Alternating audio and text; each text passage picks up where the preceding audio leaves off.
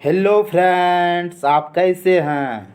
आज मैं आपके लिए हास्यपूर्ण कहानी लाया हूँ। यह कहानी बिल्कुल काल्पनिक है। इसका संबंध किसी व्यक्ति से नहीं है। अगर आपको यह कहानी पसंद आए तो लाइक अवश्य करना, अपने दोस्तों में ज़्यादा से ज़्यादा शेयर करना।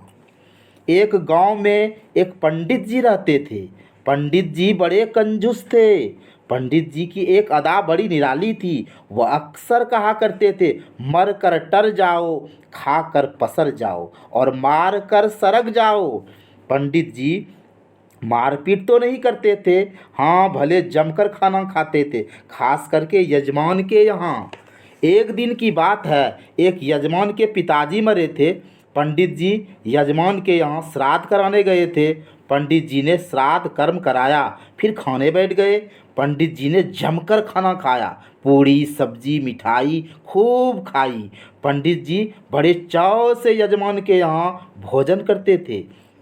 खाते समय पानी का एक भी बूंद न लेते थे, शायद इसलिए कि ज़्यादा खाना खा सके। सो पंडित जी ने खूब जमकर खाया। फिर जब जाने लगे तो यजमान से बोले, थोड़ा घर के लिए मिठाई वगैरह दे दो। यजमान ने बड़ी श्रद्धा से ढेर सारा मिठाई लाया और उसकी पोटली में बांधकर पंडित जी को दे दिए। पंडित जी थोड़ी दूर चले, परंतु पंडित जी से चला नहीं जा रहा था। कारण तो आप लोग को पता होगा ही ना। पंडित जी का टंकी फूल था। इसके अलावा पंडित जी सिद्धांतवादी थे। वह इस सिद्धांत पर चलता था कि मर कर टर जाओ और खाकर पसर जाओ। पंडित जी से अब रहा नहीं गया। उसने एक पीपल के पेड़ के नीचे अपनी गमछी बिछाई और लेट गए। मिठाई वाला पोटरी सर के बगल में रख दिए। ठंडी ठंडी हवा चल रही थी। पंडित जी को नींद तुरंत आ गया। पंडित जी खर्राटा लेने लगे। पंडित जी दिन में ही मीठे मीठे सपने देखने लगे। तभी अचानक एक सांड आ गया। सांड बड़ा कमीना था। उसने पंडित जी की पोटली चिबाना शुरू कर दिया। सांड पोटली चिबाते चिबाते उसका रस पंडित जी के चुटिया पर भी गिरा दिया। सांड थोड़े कमीने किस्म के थे।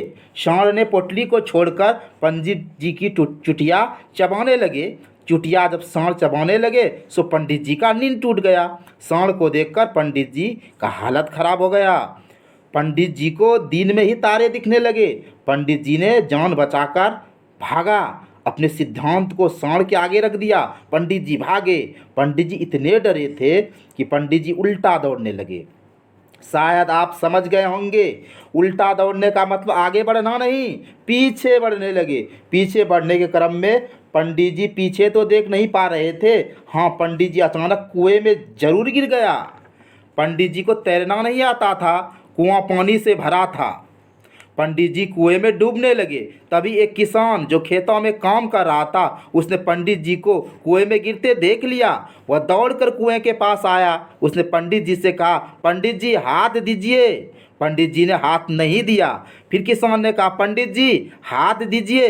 फिर भी पंडित जी ने हाथ नहीं दिया। पंडित जी हाथ देने को तैयार नहीं थे। पंडित जी कुएं के ढेरों गंदे पानी पी चुके थे, परंतु पंडित जी हाथ देने को तैयार थे ही नहीं। तभी एक दूसरा किसान आया। उसने पंडित जी से कहा, पंडित जी हाथ लीजिए। पंडित जी ने तुरंत उसका हाथ पकड़ा। पंडित जी ने कभी दो अक्षर पढ़ा ही नहीं था। पंडित जी ने सिर्फ लो अक्षर पढ़ा था। जब दूसरे किसान ने हाथ लीजिए कहा तो पंडित जी ने तुरंत हाथ पकड़ लिया और कुएं से बाहर निकल गया। पंडित जी ने हाय हाय कहकर सांड को 1001 गालियां दी और चले गए। गालियां शायद इस बात पर दिया होगा ताकि पंडित जी का मिठाई सांड ने बर्बाद कर दिया था। शायद ये कहानी आपको मज़ा दिया होगा। जय हिंद, जय भारत।